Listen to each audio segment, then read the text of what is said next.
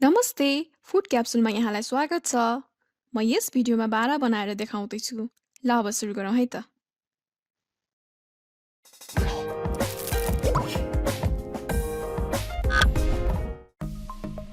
मैले यहाँ 1 कप मासको दाल लिएको छु। अब यसमा पानी हालेर रातभरि भिज्न दिने। रातभरमा मास फुल्छ अनि यसको बोक्रा निकाल्न सजिलो हुन्छ। आवश्यकता पर्छ भने पानी थप्ने। मासलाई 2 हत्केलाको बीचमा यसरी रगड्ने। यसो गर्नाले बोक्रा सजिलैसँग निस्कन्छ।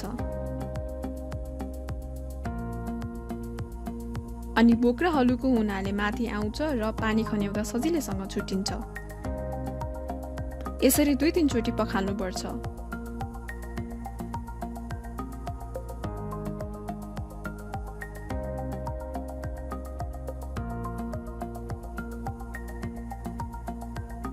सकेसम्ममा सफा हुने गरी पखाल्नु पर्छ। अब यसलाई मिक्सचर ग्राइन्डरमा राखेर पेस्ट बनाउने।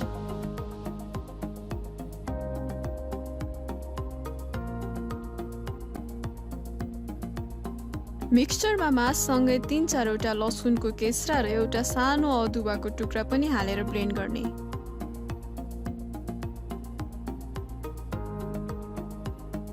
हामीलाई बारा बनाउनको लागि बाक्लो पेस्ट चाहिन्छ। पातलो भयो भने बारा बनाउन गाह्रो हुन्छ।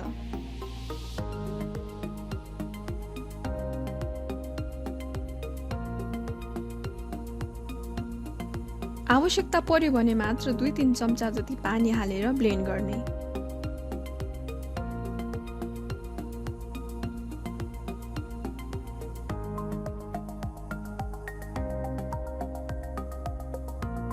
हामीलाई बाक्लो र स्मुथ पेस्ट चाहिन्छ।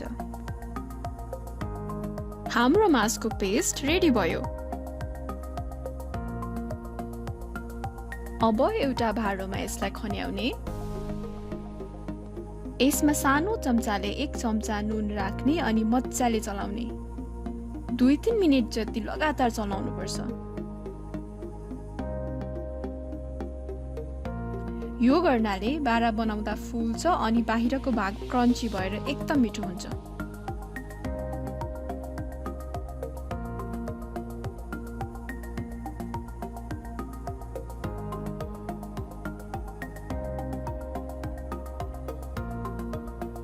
अब यसलाई आधा घण्टासम्म छोपेर राख्ने। बारा बनाउनको लागि एउटा भाँडामा तेल तताउने। यदि तेल तातो छ भने सानो पेस्टको डल्लो हाल्दा एकैचोटि माथि तैरिएर आउँछ। बारा बनाउनको लागि तेल लो हिट आँचमा हुनुपर्छ। हातमा नटासियोस् भनेर दुवै हात पानीले भिजाउने। मासको पेस्टको डल्लो लिएर 2 हत्केलाको बीचमा स्मुथ बल बनाउने अनि एउटा हातको हत्केलामा राखेर अर्को हातले बिस्तारै थिचेर फ्ल्याट बनाउने। अब औँलाले बीचमा प्वाल पार्ने अनि बिस्तारै अर्को हातमा ट्रान्सफर गरेर तेलमा फ्राई गर्ने।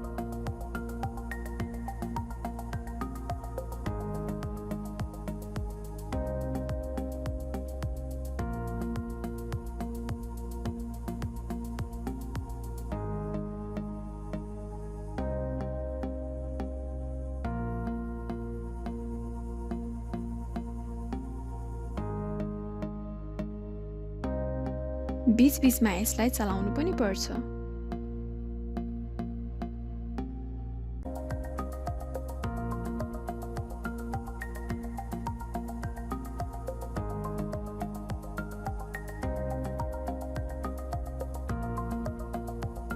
यदि तपाईं मेरो च्यानलमा नयाँ हुनुहुन्छ भने फुड क्याप्सुललाई सब्स्क्राइब गर्न नभुल्नुहोला।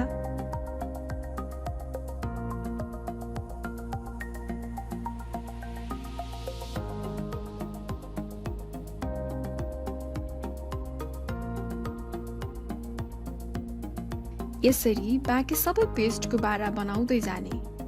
भाँडामा एकचोटिमा अटाए जति बारा बनाउन सकिन्छ।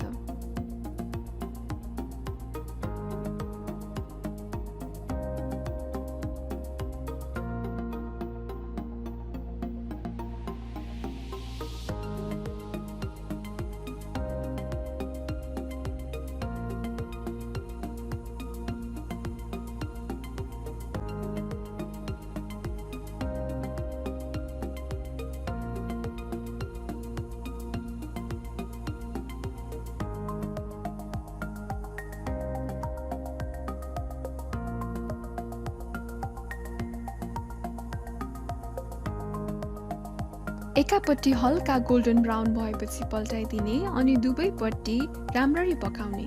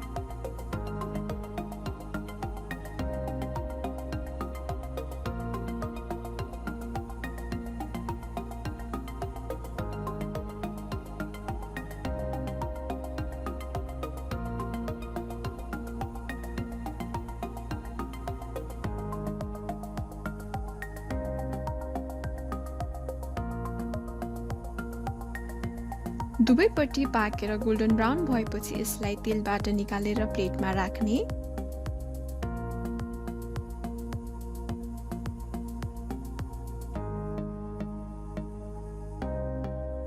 बारालाई टोमेटो केचप, चटनी अथवा तरकारीसँग पनि खान सकिन्छ। फुड क्याप्सुललाई सब्स्क्राइब गर्न नभुल्नुहोला। भिडियो हेरिदिनु भएकोमा धन्यवाद।